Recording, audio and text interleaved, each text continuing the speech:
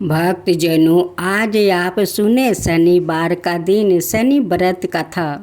एक बार सूर्य, चंद्रमा, मंगल, बुध, बृहस्पति, शुक्र, शनि, राहु और केतु 9 ग्रहों में आपस में विवाद हो गया कि हम सब से 12 कौन है।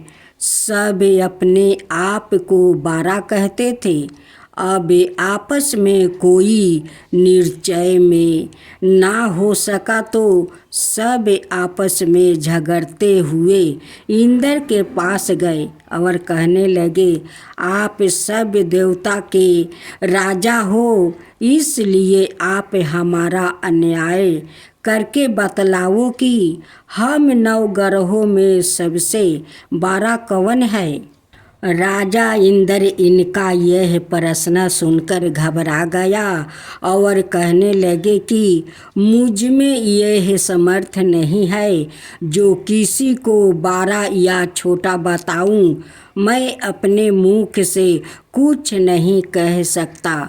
हाँ, एक उपाय है। इस समय पृथ्वी पर राजा विक्रमादित्य सबसे अच्छा और सटीक अन्याय करने वाले हैं। इसलिए तुम सब उन्हीं के पास जाओ, वो सही निर्णय कर देंगे। इंद्र के यह वचन सुनकर सब ग्रह देवता भूलक में राजा विक्रमादित्य की सभा में आकर उपस्थित हुए और अपना प्रश्न राजा के सामने रखा। राजा विक्रमादित्य उनकी बात सुनकर बड़ी चिंता में पड़ गया कि मैं अपने मुख से किसको 12 और किसको छोटा बतलाऊं। जिसको छोटा बतलाऊं वही क्रोध हो गया। उनका झगड़ा निपटाने के लिए राजा ने एक उपाय सोचा। उन्होंने सोचा, चांदी का सा पीतल शीशा रंगा दस्ता अबरक और लोहा 9 धातुओं के आसन बनवाए। सबसे आसनों के कर्मों से जैसे सोना सबसे आगे और लोहा सबसे पीछे बिछाए गए। इसके पश्चात राजा ने सब ग्रहों से कहा कि आप सब अपने अपने आसनों पर बैठिए। जिसका आसन सबसे आगे हो सबसे 12 और जिसका आसन सबसे पीछे हो वो सबसे छोटा जानिए। क्योंकि लोहा सबसे पीछे था, वो शनि देव का आसन था। इसलिए शनि देव ने समझ लिया कि राजा ने मुझको सबसे छोटा बताया है।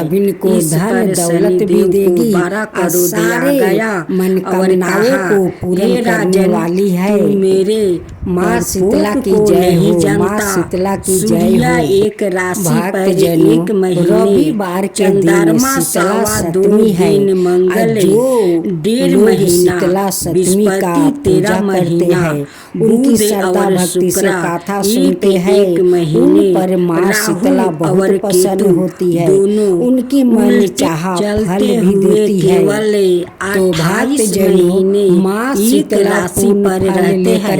परंतु मैं अपना राशि के लिए 2.5 अथवा 7.5 साल तक रहता हूँ। बड़े बड़े देवताओं को भी मैंने भीषण दुख दिया है। राजन सुनो, राम जी को 7.5 रविवार के दिन वनवास हो गया। रावण पर आई तो राम और लक्ष्मण ने लंका पर चढ़ाई कर दिया।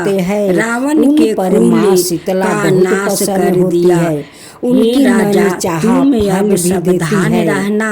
राजा ने कहा जो माँ शीतला कुछ भागे में है देखा जाएगा, उसके बाद अन्याय ग्रह तो प्रसन्नता के साथ चले गए, परंतु शनि देव तो वहाँ से बड़े ही क्रोध से माँ शीतला की जय हो, माँ शीतला की जय हो। होने पर राजा को साढ़े बार के दिन शीतला दशा आई है। शनि देव घोड़ा के सौदागर बनकर पूजा करते अनेक हैं, सुंदर घोड़ों के सहित राजा की राजधानी में आए। जब राजा ने सौदागर के आने की खबर सुनी तो अपने माँ शीतला अश्वपाल लेकर अच्छे घोड़े खरीदने की आज्ञा दिया। अश्वपाल ऐसी धन दौलत भी देगी के घोड़े देख कर और उनका मूल्य सुनकर चकित रह गया। तुरंत ही राजा को खबर दिया।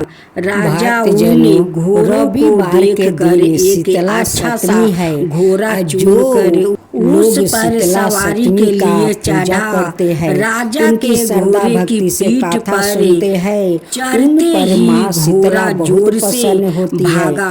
घोड़ा बहुत दूर एक बड़े जंगल में जाकर और राजा को शीतला छोड़कर लेकर आ रही है हो गया। भक्त उसके बाद राजा अकेला जंगल में भटकता फिरता रहा। बहुत देर तक पश्चात राजा ने भूख और प्यास से दुखी होकर भटकते भटकते एक ग्वाला को रविवार के दिन ग्वाले ने राजा को प्यास से व्याकुल देख कर पानी पिलाया है। उनकी राजा भक्ति से गाथा सुनते हैं, उन पर माँ शीतला बहुत प्रसन्न होती है। प्रसन्नता के साथ ग्वाले को दे दिया और शहर की ओर चल दिया। माँ शीतला राजा शहर में पहुंच कर एक सेठ की दुकान पर जाकर बैठ गया। राजा ने दौलत भी देगी और सारे उजियानी का रहने वाला बताया, अपना नाम बीका बतलाया। सेठ ने उसको एक कुलीन मनुष्य समझ कर जल आदि पिलाया। भगवान ने उसे समझा। उस दिन सेठ की दुकान पर बिक्री बहुत अधिक हुई। तब सेठ उसको भगवान मनुष्य मानकर भोजन कराने के लिए अपने घर ले गया। भोजन करते समय राजा ने एक आश्चर्य की बात देखी कि अपना भक्त के लिए हार लटका कर रखा है और दौलत भी देगी उसको सारे गिल रही है। को भोजन के पश्चात कमरे में आने पर जब सेठ को कमरे में हार नहीं मिला तो के दिन सब ने ही निश्चय किया कि सिवाय बीका के और कोई इस कमरे में नहीं आया। से गाथा सुनते अवश्य ही उसी ने हार चोरी किया है, परंतु बीका ने हार लेने से भक्त जनों माँ शीतला 5-7 लेकर आ रही है। अपना भक्त के लिए के पास ले गया। सभी को धन दौलत भी देगी, राजा के सामने उपस्थित कर दिया और कहा यह आदमी तो शीतला की जय हो, भाला प्रतीत होता है, चूर नहीं मालूम होता है, परंतु सेठ का कहना है कि इसके सिवा शीतला सप्तमी घर में कोई नहीं आया है। उनकी श्रद्धा भक्ति से गाथा सुनते हैं, चोरी की है। शीतला राजा ने आज्ञा दी कि उनकी मन चाहत पैर काट कर चौबंदी पर किया जाए। राजा की लेकर आ रही है, तुरंत पालन किया गया और बीका के हाथ पैर काट कर दौलत भी देगी, फेंक दिया गया अब राजा विक्रमादित्य करने वाली है। अपाहिज होकर माँ दर शीतला दर की की जय ठोकर हो, खाने माँ लगा। शीतला की जय हो। कुछ कल भक्त व्यतीत जनों, होने पर रविवार के दिन एक शीतला तेली सप्तमी उसके है। अपने जो घर ले गया लोग और शीतला केलू पर सप्तमी का बैठा पूजा दिया। करते हैं, बीका उनकी उस श्रद्धा पर भक्ति से बैठा कथा हुआ सुनते हैं। अपनी उन पर आवाज माँ से शीतला बैल बहुत हाँकता प्रसन्न रहता। होती है, कुछ उनकी मन वर्षों चाहा में फल भी शनि देती है। की दासा तो भक्त समाप्ति जनों, हो गई माँ और शीतला एक पूर्ण रात फल को लेकर आ बरस रही है। ऋतु में अपना भक्त एक के दिन लिए बीका माँ शीतला मेघ मल्हार सभी को गाने धन लगा। दौलत भी देगी उसका और गाना सारे सुनकर उस शहर मनोकामनाओं के को राजा पूर्ण की करने वाली कन्या है। उस राग माँ पर शीतला की जय मोहित हो, हो माँ गई। शीतला की जय कन्या हो। ने दासी भक्त को जनों, भेज रविवार के कर दिन मल्हार शीतला गाने वाला सप्तमी को है। बुलाकर जो लाने को कही। लोग शीतला सप्तमी दासी का ने देखा पूजा कि करते हैं, तेली के उनकी घर श्रद्धा में भक्ति से कथा चौरंगी सुनते मल्हार हैं, गा उन रहा पर है। माँ शीतला दासी बहुत ने प्रसन्न महल होती में है, आकर उनकी मन चाहा राजकुमारी फल को भी सब देती है। कुछ तो वृत्तांत भक्त सुनाया। जनों, माँ उसी शीतला क्षण पूर्ण फल राजकुमारी ने लेकर आ अपने रही मन है। में यह अपना प्रेरणा भक्त कर के लिया लिए कि माँ चाहे शीतला कुछ भी सभी हो, को धन दौलत मुझे भी चौरंगी देगी के और साथ सारे विवाह करना है। मनोकामनाओं को प्रातः पूर्ण करने काल वाली होते है। ही जब दासी माँ ने शीतला की जय हो, माँ राजकुमारी शीतला को की जय हो। अनशन व्रत लेकर पड़ी रही, तब दासी ने रानी के पास जाकर राजकुमारी के ना उठने का वृत्तांत कहा। रानी ने तुरंत ही वहाँ आकर राजकुमारी को जगाया और उसके दुख का कारण पूछा। तब राजकुमारी ने कहा कि माताजी, मैंने यह प्रण कर लिया है कि तेली के घर में जो चौरंगी है उसी के साथ विवाह करूंगी। माता ने कहा, पगली, यह क्या बात कह रही है? तुझको किसी देश के बड़े राजा के साथ तुझे विवाह होगा, राजा का पटरानी बन कर रहेगी, राजमहल में राज करेगी। कन्या ने कहा, माताजी, मैं अपना प्रण कभी नहीं त्यागूंगी। माता ने चिंतित होकर यह बात राजा को बताई। जब महाराज ने भी आकर यही समझाया कि मैं अभी देश देश तर में अपने दूतों भेजकर सुहागों, रूपवन और बड़े से बड़े गुणी राजकुमारी के साथ तुम्हारा विवाह करूँगा, ऐसी बात तुमको कभी नहीं विचारनी चाहिए। कन्या ने कहा, पिताजी, मैं अपने प्रण त्याग दूंगी, परंतु दूसरे से विवाह नहीं करूंगी। इतना सुनकर राजा ने क्रोध में भर कर कहा, यदि तेरे भाग्य में ऐसा ही लिखा है तो जैसी तेरी इच्छा हो वैसा ही कर। राजा ने तेली को बुलाकर कहा कि तेरे घर में जो चौरंगी है उसके साथ मैं अपनी कन्या का विवाह करना चाहता हूँ। तेली ने कहा कि यह कैसे हो सकता है? कहाँ आप हमारे राजा और कहाँ मैं नीच तेली? राजा ने कहा, भाग्य के लिखे को कोई टाल नहीं सकता। अपने घर जाकर विवाह चौरंगी विक्रमादित्य के साथ कर दिया।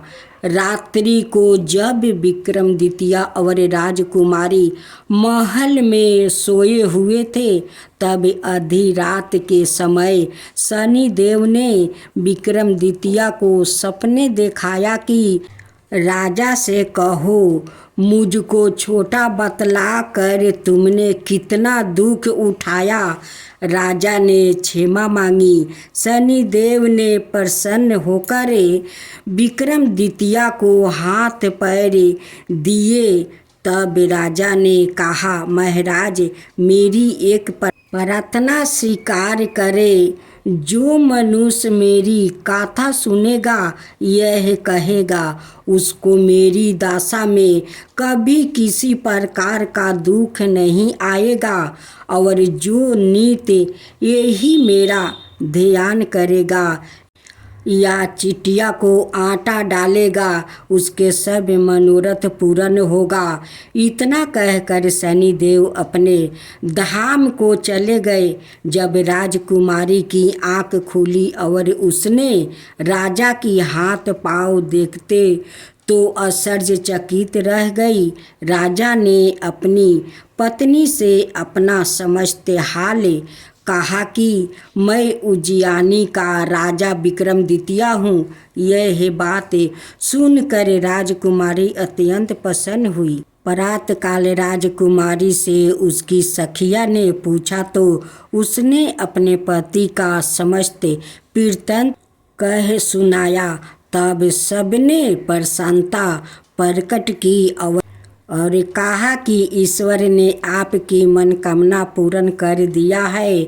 जब उस सेठ से यह बात सुनी तो वो सेठ विक्रमादित्य के पास आया और उसके पैरों से गिर कर क्षमा मांगने लगा कि आप पर मैंने चोरी का झूठा दोष लगाया था, अतः आप मुझको जो दंड दे। राजा ने कहा, मुझ पर शनिदेव का प्रकोप था, इसी कारण यह सब दुख मुझको प्राप्ति हुआ। इसमें तुम्हारा कोई दोष नहीं।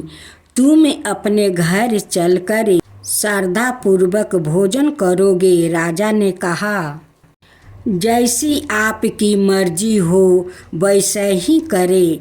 सेठ ने अपने घर जाकर अनेक प्रकार के सुंदर भोजन बनवाए और राजा विक्रमादित्य को 56 भोजन दिया। जिस समय राजा भोजन कर रहे थे एक अत्यंत आश्चर्य की बात सबको दिखाई दिया।